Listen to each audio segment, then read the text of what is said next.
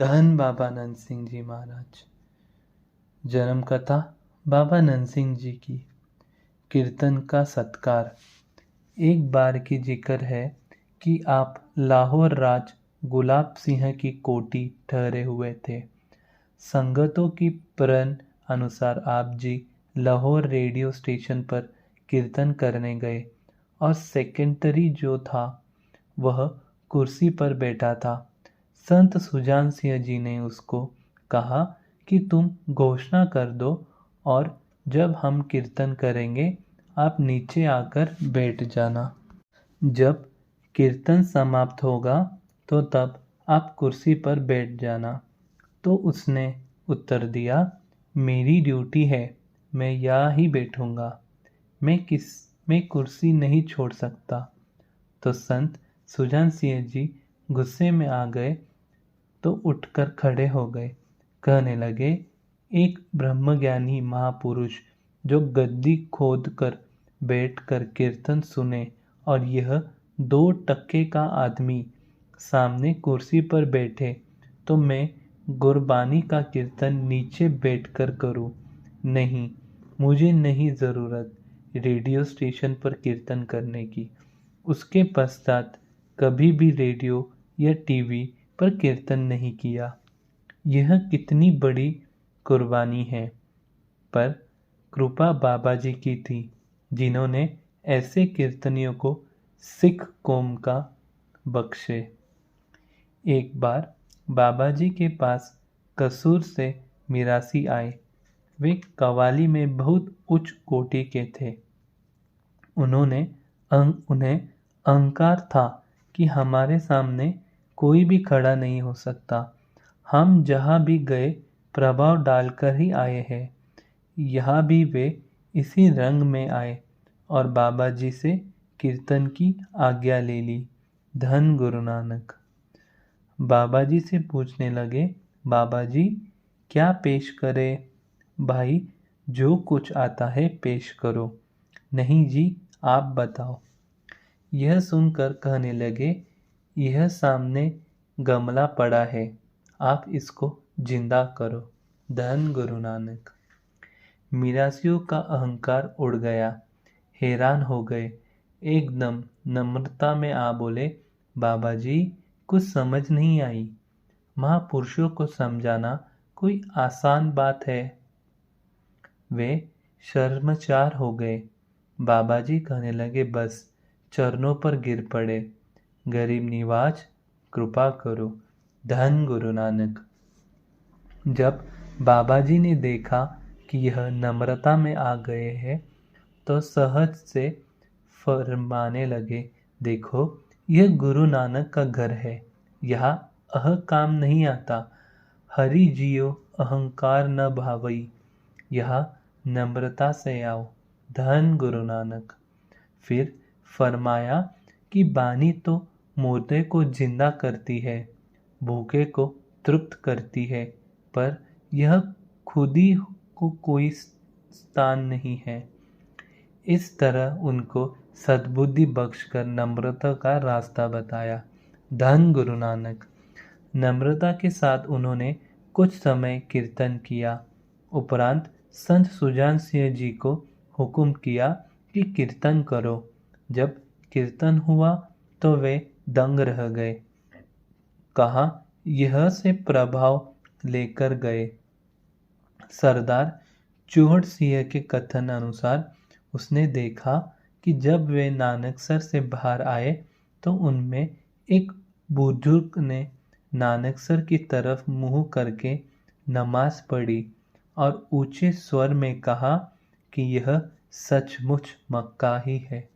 धन गुरु नानक। धन बाबा नंद सिंह जी।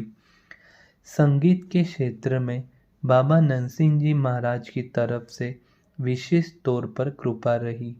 बाबा जी ने अपने कर कमलों से सुर ज्ञान देकर ऐसी बख्शिश की कि निरंकार के दरबार में मर्दाने का कीर्तन सुनने में भी समर्थ हो गए।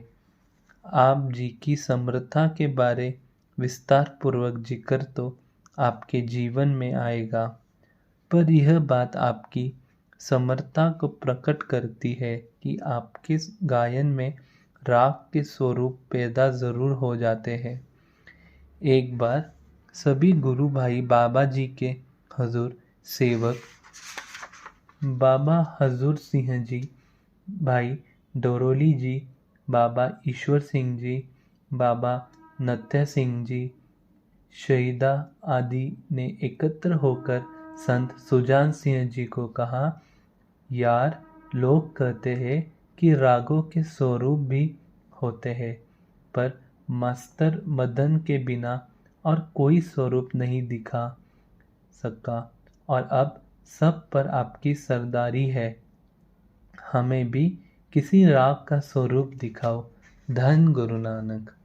संत सुजान सिंह जी ने कहा, किसी दिन बाबा जी के हजूर दिखाएंगे।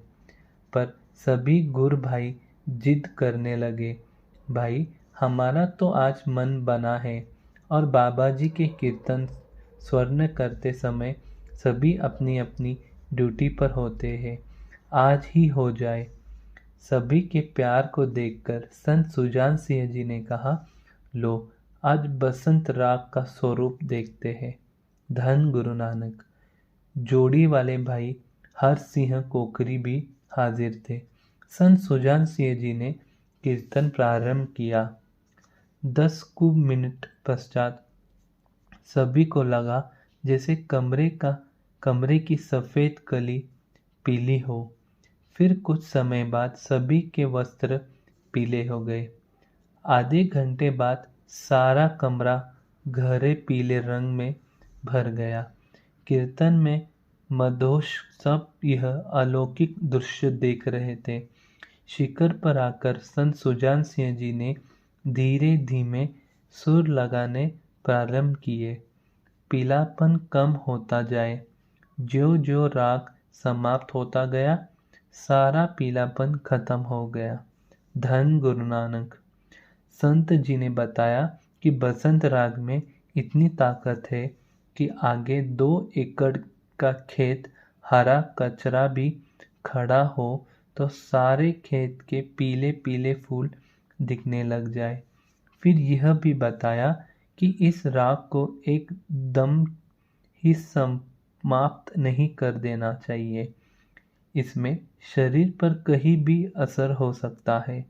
ऐसे संत सुजान सिंह जी ने बसंत राग के दर्शन करवाए। धन गुरु नानक।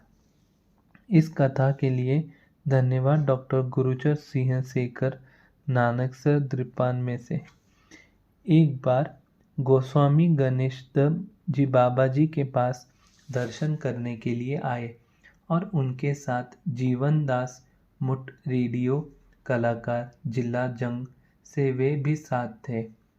बाबा जी ने पूछा, कहाँ से आए हो, क्या करते हो? विनती की, जी मैं रेडियो कलाकार हूँ। यह संत मेरे साथ आए हैं। मैं जंग का रहने वाला हूँ। बाबा जी ने पूछा, कीर्तन सुनाओगे? जी हाजिरी भरने के लिए ही आए हैं। कहा ठीक है, शब्द पढ़ो। शब्द पढ़ा। साधो रचना राम बनाई, साधो रचना राम बनाई। समाप्त की तो बाबा जी ने संत सुजान सिंह जी को हुक्म किया, तू भी राग को तोहफा सुना। सत बचन कर कर शब्द पढ़ा। मन जपो राम गोपाला, मन जपो राम गोपाला। जिस समय पूरे जोर से शब्द पढ़ा और 7 जोड़ी के 7 बजे, मानो स्वर्ग से देवता भी शामिल होकर गायन करने लगे। धन गुरु नानक। ऐसे शब्द राग में पड़ा कि सारी वनस्पति भी साथ ही गूंज उठी। पत्ते पत्ते जोर जोर से आवाज आने लगी, मानो खंड ब्रह्मांड भी गूंज उठा। ऐसे सुहावना समय बना जो कहने सुनने से भी बाहर है। जिस समय जीवन दास और गोस्वामी ने यह कीर्तन सुना तो निहाल हो गए। जो अपने आनंद राग विद्या का अहंकार था वह दूर हो गया। बाबा जी ने इशारा किया, रागी खामोश हो गए। वचन किया, राग सिंह कोई भगवान के घर की कथा सुनाओ। भाव सीधा कीर्तन करो। इन रागों में क्या रखा है। सद्वचन कहकर शब्द पढ़ा, बाल सकाई मित्र सदाए, और सुदामे की कथा सुनाई। बाबा जी बहुत प्रसन्न हुए। बाबा जी ने संत सुजान सिंह जी पर ऐसी कृपा की कि उनको कीर्तन का अवसर ही बन दिया। धन गुरु नानक। जेवड़ आप तेवड़ तेरी दात, जेवड़ आप तेवड़ तेरी दात। जितने बड़े बाबा जी थे उतनी बड़ी उनकी बख्शिश थी। धन गुरु नानक। धन बाबा नंद सिंह जी महाराज। धन बाबा नंद सिंह जी महाराज।